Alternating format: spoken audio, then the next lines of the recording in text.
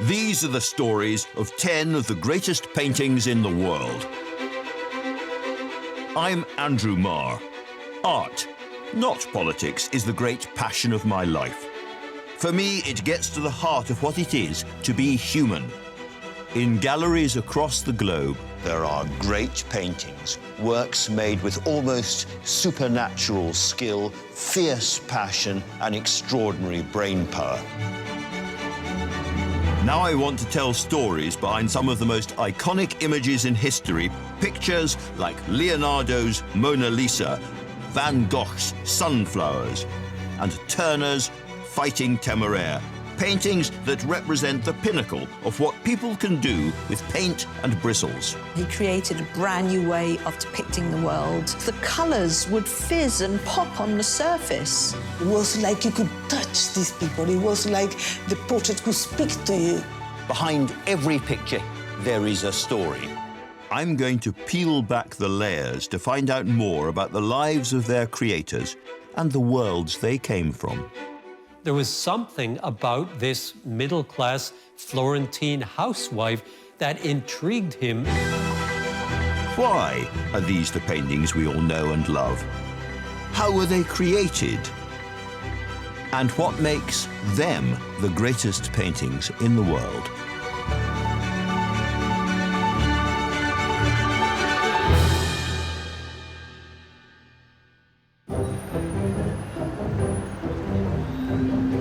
Here we are in the centre of London, just north of Trafalgar Square, in the National Gallery, one of the great glories of British cultural life, and home to more than 2,000 of the world's finest paintings. Most of the paintings here have come from thousands of miles away, from Italian hill towns, Europe's major cities, and Britain's rural counties. The men and women who created them could never have guessed they'd end up here. But there's one painting hanging in the National Gallery specifically designed for these walls, even if the painter concerned couldn't bear to let it out of his sight during his lifetime. It is, of course, the Fighting Temeraire. It's a haunting image. To the backdrop of a pink, grey, orange sunset chugs a small dark steamer, pulling a shimmering, pale sailing ship. This is a painting that has captured the imagination of generation after generation. I've sort of lived with this picture for most of my life. One of my schoolrooms when I was a kid had a print of it, and I can remember worrying that the big ship didn't have any sails out, which is kind of the point. I was a little bit thick. Some of you will have done jigsaws of the Fighting Temeraire, others will have eaten biscuits out of tins with the Temeraire on the lid. It's everywhere. But why? What is it about this painting that resonates even now? Well, for starters, it was made by a man that many see as Britain's finest ever artist, Joseph Mallard William Turner. Turner was the kind of artistic superstar of British painting in the early 19th century. He was particularly well known for his seascapes. This was still very much a seafaring country, and Turner was the master painter of all of that. Time and time again, Turner relished saltwater drama, the storms, the heart-stopping moments of wreckage and loss. So why was it this calm, limpid seascape, silent, melancholy, that meant so much to him? So the story of the picture is very, very simple and straightforward. The Temeraire, which had fought with Nelson at Trafalgar, is finally being tugged away to a shipbreaker's yard on the Thames, and she's being taken there by one of the newfangled steam paddleboat tugs that were on the Thames at the time. Turner brought his canvas to life with a flurry of confident brushwork, bold strokes of his palette knife, and even the press of his thumb. Now, these are pretty intimidating walls for any painting to hold its own. Turner's Temeraire is hemmed in on all sides by the greatest works of the greatest painters in the Western canon. And yet, time and again, the Fighting Temeraire is voted Britain's favourite painting. And indeed, it's recognised across the globe as an iconic piece of 19th century art. So, what's the secret of the Fighting Temeraire? To answer that, we have to go back to this painting's origins, because behind the image, so simple and so patriotic, lies another story of class, ambition, and opportunism. A story just as British, but rather more calculated.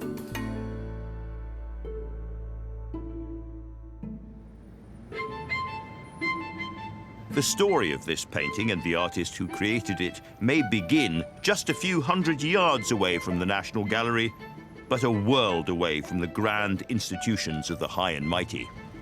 Turner was a Londoner. He was born in a narrow, dark little street called Maiden Lane in Covent Garden, right in the heart of the capital. His father was a wig maker and a barber and had a shop in Covent Garden. Turner was extremely working class. Nowadays, if your parent had a hair salon in Covent Garden, you'd be living a good life, but not back then. His sister died at the age of 5, and his mother ended up in a mental asylum. But he used to love to draw and paint, and that was his way of finding comfort in a world that was slowly being taken from him with the loss of his family. Turner's reassurance would always come in the form of brushes, oils, and canvas. Even at this early age, he showed the same passion that would be the driving force behind his Temeraire. His talent, particularly to his father, was obvious from the start. Because of the shop, the family were brought into the path of some wealthy and influential men, and Mr. Turner Sr. took full advantage of this circumstance. He used his shop as his son's earliest exhibition venue, putting his juvenile watercolours for display and then charging his customers 1 shilling to see them, which might not sound like a lot of money, but 1 shilling is the entrance fee to the Royal Academy, at the time the most prestigious art venue. So it shows just how ambitious he is for his son at this time. Turner instinctively understood what people wanted, and he was making money from his art, his watercolour landscapes, town scenes and monuments, before he even reached his teens. But this barber's son wanted more. From the age of 14, which was young even in those days, he was admitted to the Royal Academy for his precocity in painting and drawing. And from the moment he started to exhibit, people loved his work. It's fair to say he explodes onto the British art scene. His watercolours are the first thing. They're described as miraculous. People can't believe the effects that he manages to achieve in a medium that's very underrated at this time. Almost straight away, it becomes clear that Turner is a star. He is made a Royal Academician at the youngest age ever, only 26 years old. Right from the beginning, Turner would draw and paint what he knew best. And he was really a child of the Thames. He was born just a stone's throw from the river, and all his life he was obsessed by water. Calm water, dangerous, stormy water, boats, ships, and the British all afloat. This was an artist determined to render the world he was living in, the here and now, directly onto his canvas. Turner was inspired by almost everything around him. And the work he made was different. It was wilder, brighter, more expressive, somehow more urgent. He was pushing the boundaries of what could be done with oil and pigment, and it was making him rich.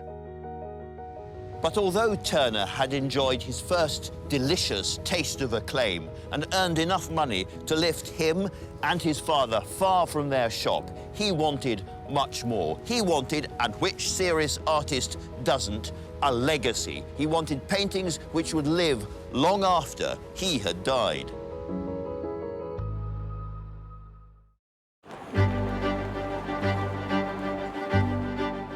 The Fighting Temeraire is one of the most recognizable paintings in the world. But what's the real story behind this evocative image? And why was it quite so important to the artist who created it, JMW Turner? It was certainly the work of a man who had transcended a difficult childhood with extraordinary talent. It was clear, almost as soon as he picked up his first piece of chalk, that Turner was something special. The first part of his life is success upon success upon success. This was an artist who in his 20s had taken London by storm. At just 29, he opened his own gallery and began selling hundreds of paintings every year. His bright, skillful maritime scenes and landscapes couldn't have come from any other hand, and it wasn't just the public that couldn't get enough. In 1807, he was appointed a professor at the prestigious Royal Academy. High, mighty, but Turner wanted higher still. In 19th century London, this was an astonishing rise for a boy from a barber's shop.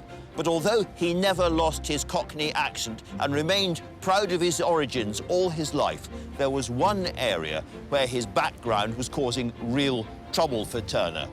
The man who'd create the Temeraire wanted not just cash and respect in his life, but a legacy. He wanted his painting to outlive him long after his death, and that meant big commissions, and that meant catching the eye of King George IV. He really, really wanted a royal commission. He wanted the chance to paint something for the king. He knew he was good, so he was arrogant, really. He believed he was very clever and he wanted people to appreciate what he did. A lot of people didn't take to Turner. There was a lot of snobbery, and that's probably because of his personality. You know, he didn't hold back, and it wasn't quite the right flavour within genteel company. And then finally he got the chance he'd been waiting for. George IV was a passionate collector of souvenirs from the Napoleonic Wars, and he was keen for a painting commemorating its most famous sea battle.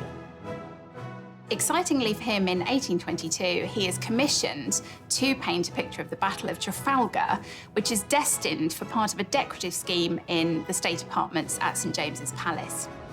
It's now hanging in London's National Maritime Museum.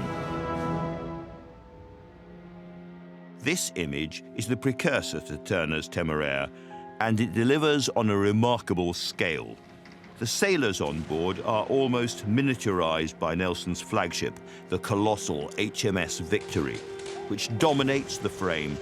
Even Nelson, in the throes of death, is reduced to a matchstick figure, and yet the human drama still packs a mighty punch.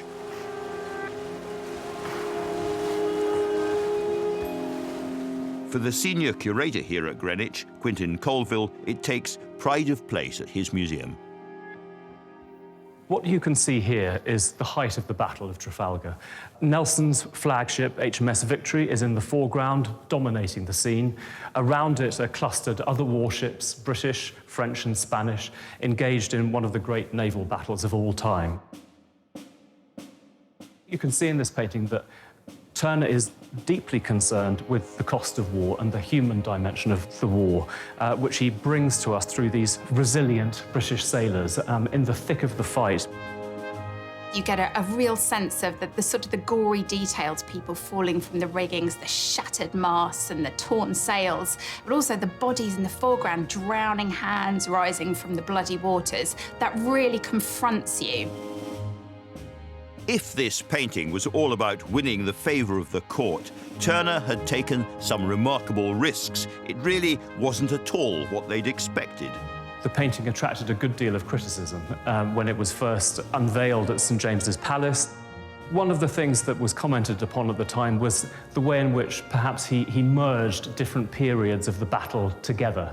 But it was also the details of rigging and masts and spars and signals that had people hot under the collar.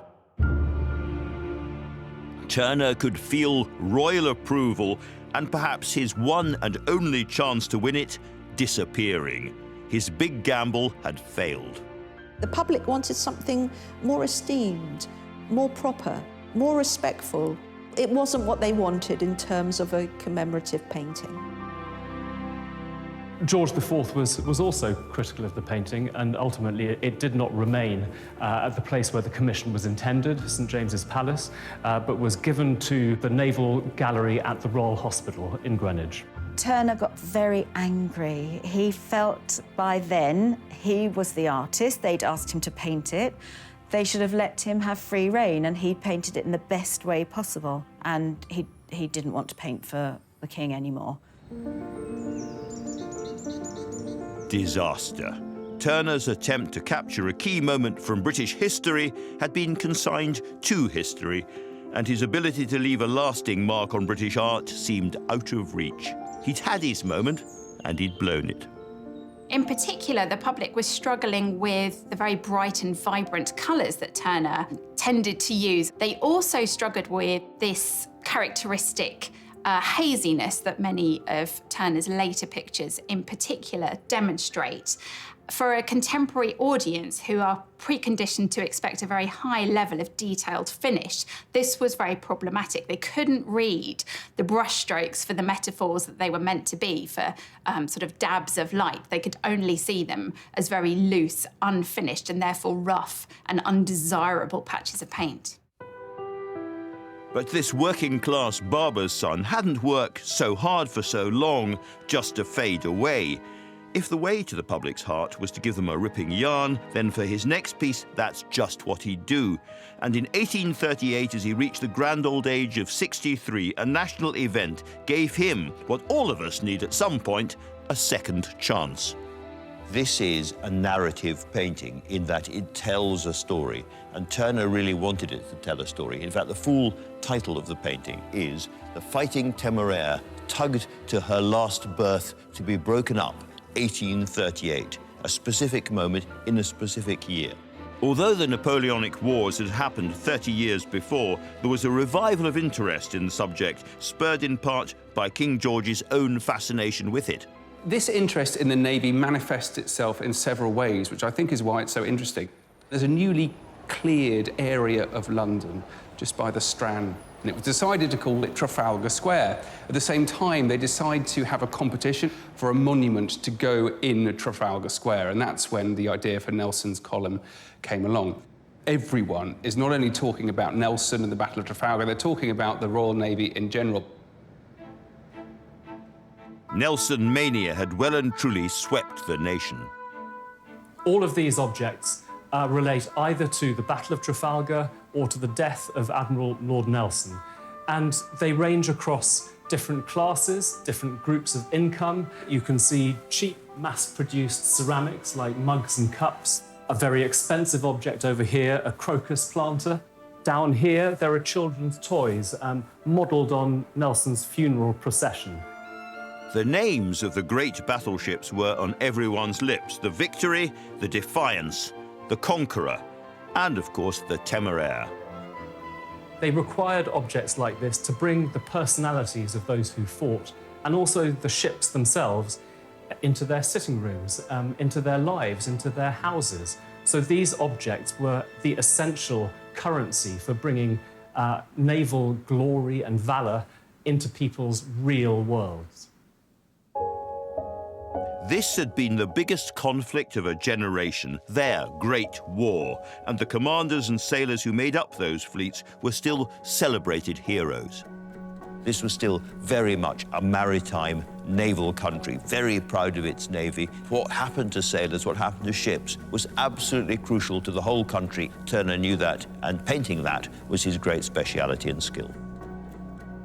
So when Turner heard that one of the warships, the Temeraire no less, was going to be towed down the Thames on its way to the scrapyard, he knew this could be a very powerful image. The Temeraire was a symbol of national security. She was a symbol of sea power, a symbol of royal naval might, and people knew that that is what had kept them secure. That is what essentially had won the Napoleonic Wars. And that meant that when a ship was taken away, perhaps captured by the enemy, very rare occasion, or in the case of the Temeraire, dismantled, then there was a real sense of loss and grieving felt by the nation. The Temeraire, at this stage still known by its naval nickname, the Saucy Temeraire, had had a hugely important role at Trafalgar. When HMS Victory came under very heavy fire from the French warship Redoutable, it was the Temeraire that came to the Victory's rescue. moving alongside and in fact firing a terrible broadside into the stern of the French warship.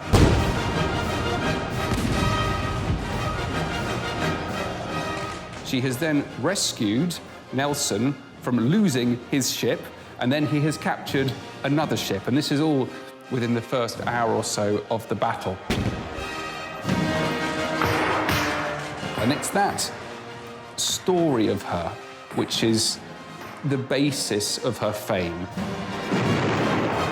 All warships, in the eyes of their crews, have personality, something distinctive about them in the way that they handle. They provide a role that is not simply one of fighting, but of protecting those who live within them.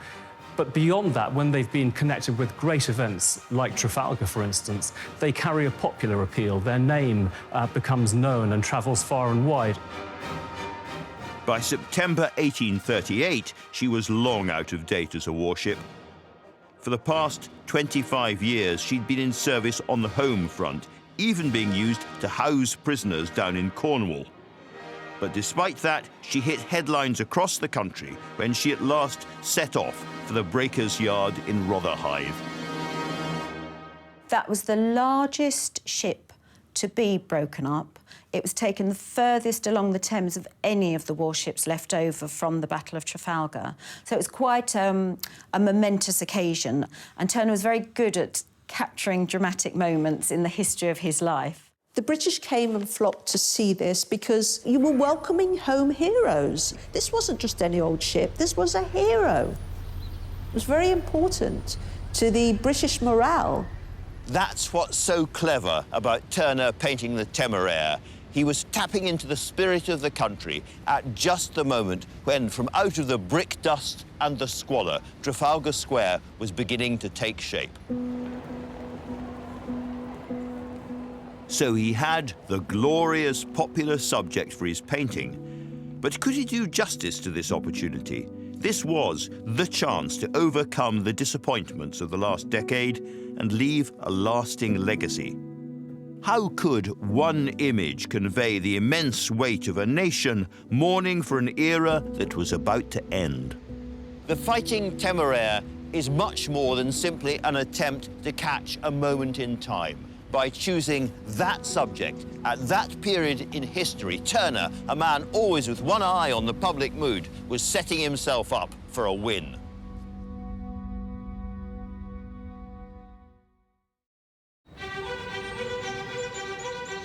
The Napoleonic Wars engulfed a continent in conflict for more than 10 years, climaxing at sea in the bloody clash of the Battle of Trafalgar. So just over 3 decades later, in 1838, Londoners were fascinated by the fate of the Temeraire, that celebrated old warhorse which had fought valiantly in Lord Nelson's fleet. Hundreds of people flocked to see her final voyage. For most of the population, these warships, these ships that kept them safe at night, they kept the Frenchmen from the door, operated beyond the horizon, often on the other side of the world. And yet here was a chance to actually see one in the flesh. Beautiful wine glass shape of her hull that's all been made by hand by Englishmen in Chatham. So she's a symbol of Britishness, a symbol of British sea power, and she's something to be enjoyed. It was a massive task to break her down. She'd been built from 5,000 oak trees, which left a lot of wood to be reused. It's had a real history. We know that sailors left their marks on the gun decks. They left graffiti all over it. So this was not an inanimate object. This is an object that's been inhabited by hundreds of men for years and years and years. It's something that really just breathes history.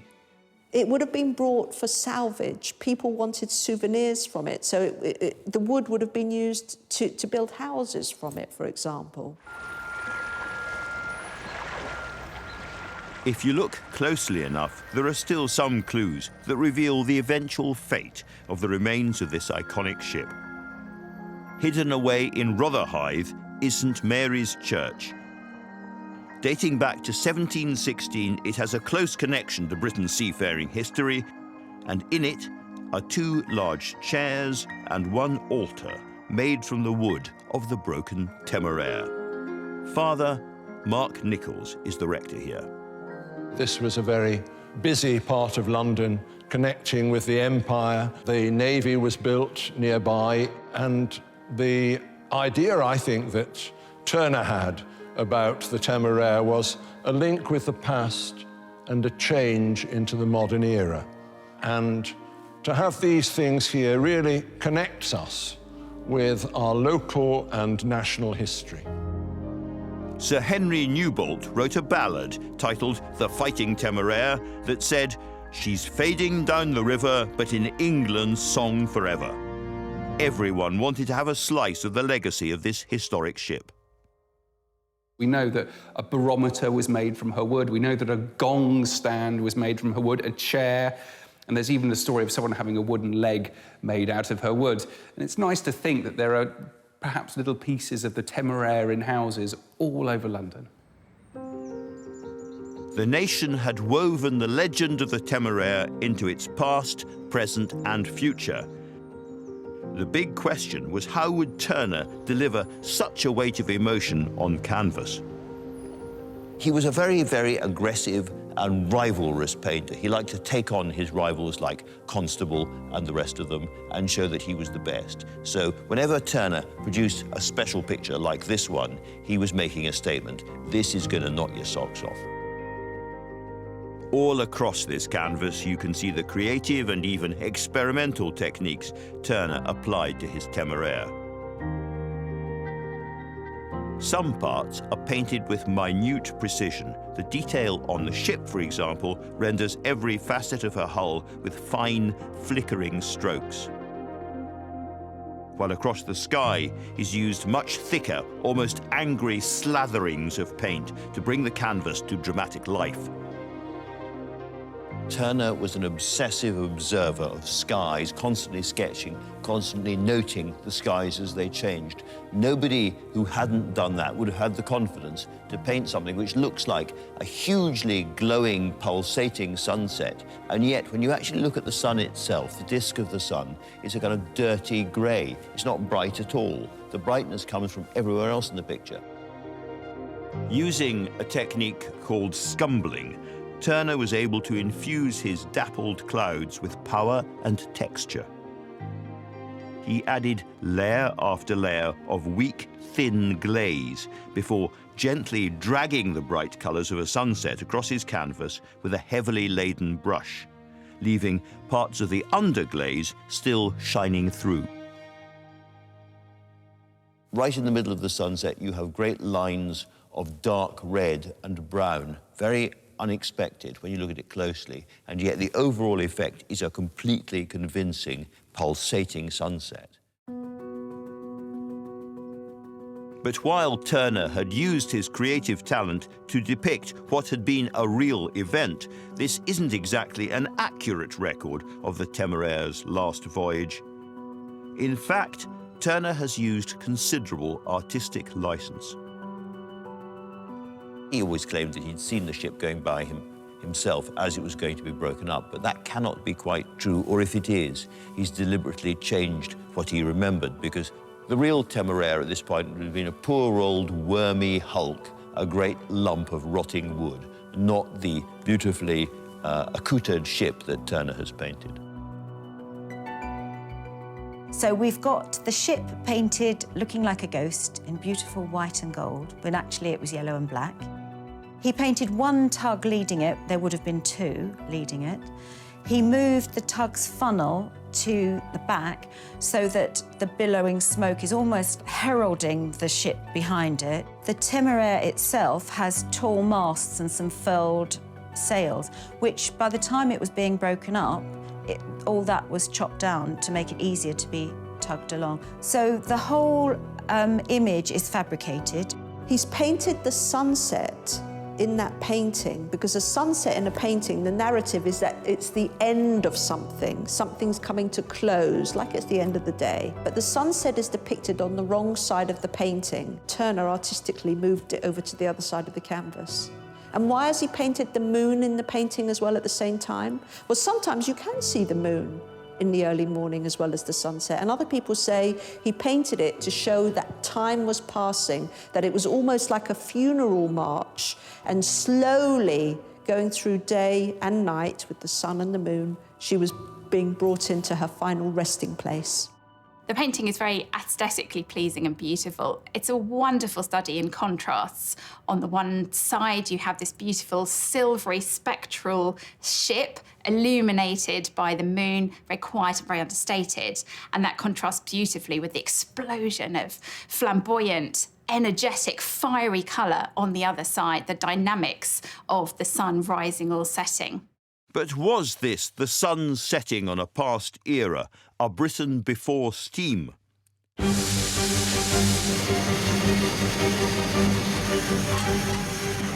Much has been made of the new technology at the heart of this painting, the steam engine.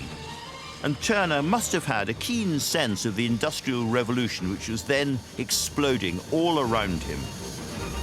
Could the Fighting Temeraire be about how this new steam power was replacing the customs and the history of old?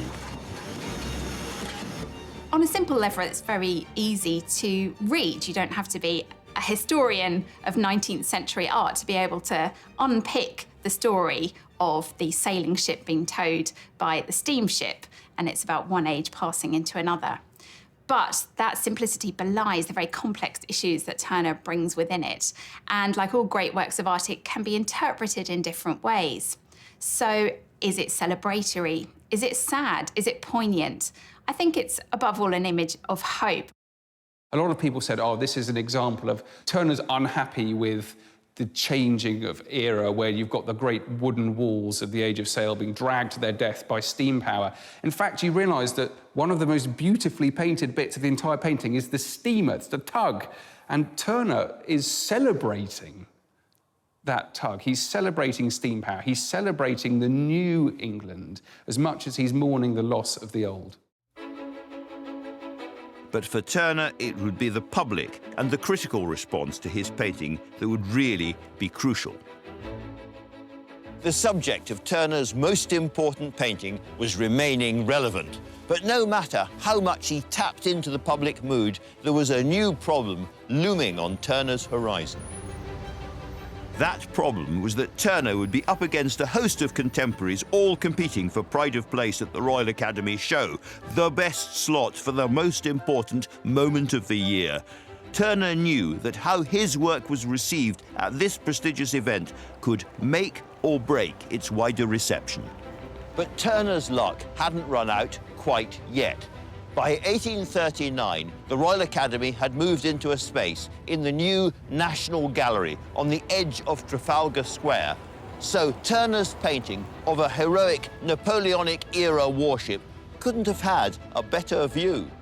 And Turner had one final trick up his sleeve. Not only was his painting to be displayed in a location essentially twinned to its subject matter, Trafalgar Story, Trafalgar Square, but Turner was also on the hanging committee that year as well, which meant he could choose the perfect position for his painting.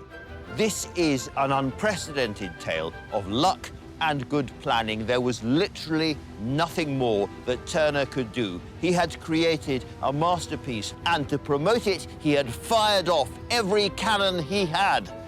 All he could do now was stand back and wait for the reception.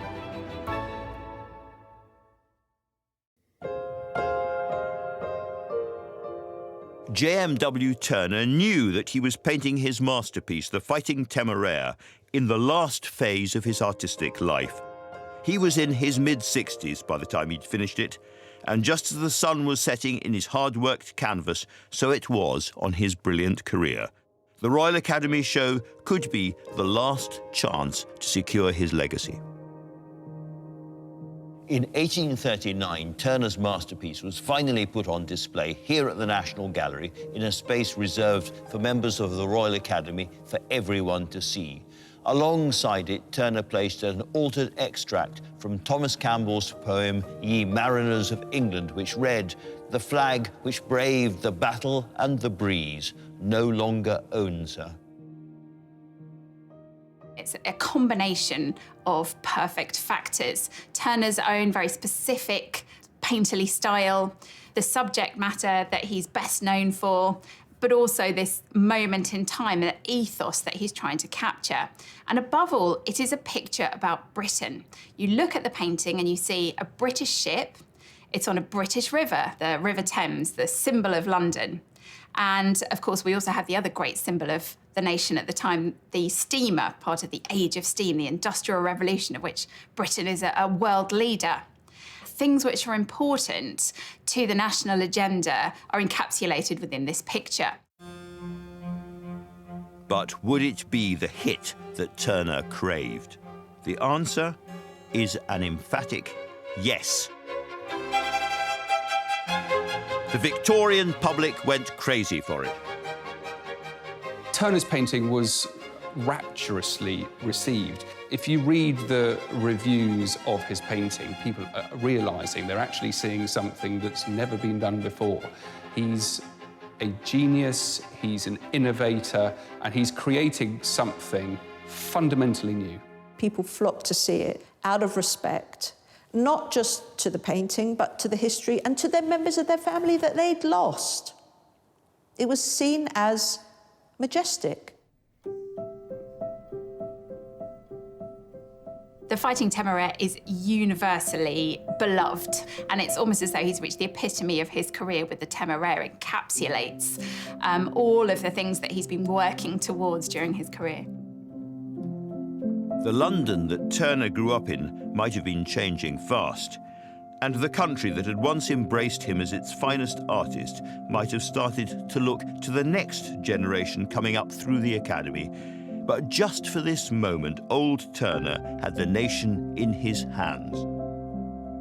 He was a patriotic man. The Temeraire was his personal tribute to the country he loved, and perhaps that's why, for the rest of his life, Turner never let this painting out of his sight.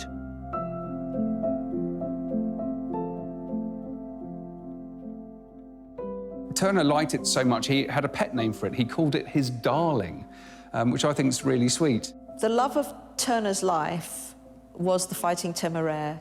He didn't want to sell it, and when he was offered a cheque for £5,000, he still refused to sell it. It's almost as much as the ship itself was sold for, and Turner turns this amount of money down, and even when he's offered a blank cheque, he still refuses to part with the picture. So clearly he recognises that this is a statement of a great importance for him as an artist. Although Turner remained one of the most famous artists in England until his death, by the late 1830s, a new wave of younger painters were superseding him. And it hurt when his own evolving technique after the Temeraire, his radical old age, went unappreciated. As time went on, he painted fewer details, more impasto, thicker paint, quicker brush marks, more of the atmosphere than the actual place. And quite a few people criticised this. They said, these aren't paintings. And he was angry, he was furious because he knew what he was doing and he was just moving art on. He'd done that at the beginning of his life. He'd painted the detailed works. Now he was painting atmosphere and light. Turner had not devoted his entire life to art, just to be forgotten, and towards the end of his life, he made sure that neither he nor his paintings would fade into obscurity. He wanted to leave a legacy for Britain, and he wrote in his will that he wanted all his works kept together and shown together. Turner was obsessed with his legacy, and the last few years of his life, he made absolutely certain that his paintings were in the locations he wanted them to be in, framed in the way he wanted them framed, so they could be appreciated by the public in the way he wanted his paintings to be appreciated. Turner died in his house on the banks of the Thames, the river he'd loved all his life, at the age of 76, on the 19th of December, 1851. Turner's funeral was organised by his fellow academicians. His body lay in state in his gallery, and then it was taken and interred in no less a place than St Paul's Cathedral. I mean, what greater endorsement for national heroism is there? And you can find him there in the crypt today, lying next to Sir Joshua Reynolds, the first president of the Academy, which I think would have pleased Turner greatly, and also not that far from Lord Nelson. They're lying almost side by side, and it wouldn't surprise me if he'd particularly asked for that to happen. His will stipulated that the entire contents of his studio be left to the nation. That's nearly 300 oil paintings and more than 30,000 drawings and sketches, of which the most important is, of course, the Fighting Temeraire. If you go and look at the Fighting Temeraire now in the National Gallery, it's Turner's gift to you from all of those years ago. So it hasn't been kept hidden away in the hands of a private collector. He painted it for the nation, he painted it for us. Turner's name is as secure today as it was back then. If we see a particularly colourful, flamboyant, sun-drenched sky, we call it a Turner sunset, and I think that ties very clearly back to the fame of the Temeraire. We love the Fighting Temeraire because it's a part of our history where we were heroic, where we defeated the enemy. It was not only Turner's darling, it was our darling.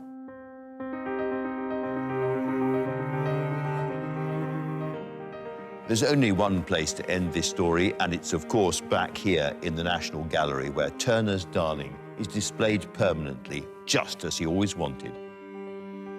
Now, if this was simply disguised autobiography, we wouldn't love it so much.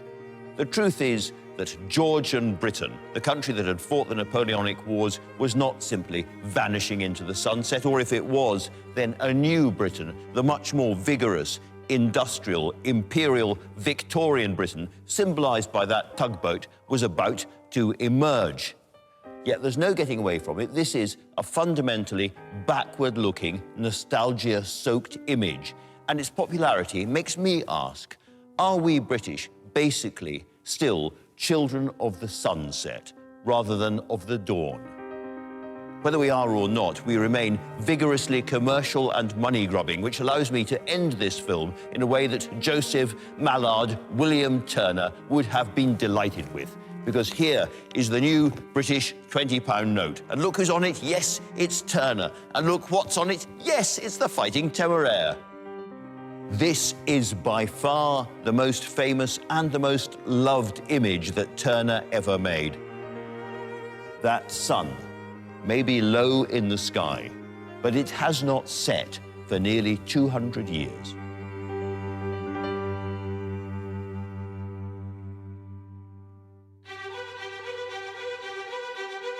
Next time, there are people who think that great art should be like a warm bath. This is more like a barbed wire face mask. How one of the darkest events in Spanish history. It's the catastrophe which alerts us to what modern warfare was going to look like. Met a prolific artist's complicated love life. He referred to women as either goddesses or doormats and weeping machines. It could only be Pablo Picasso's Weeping Woman.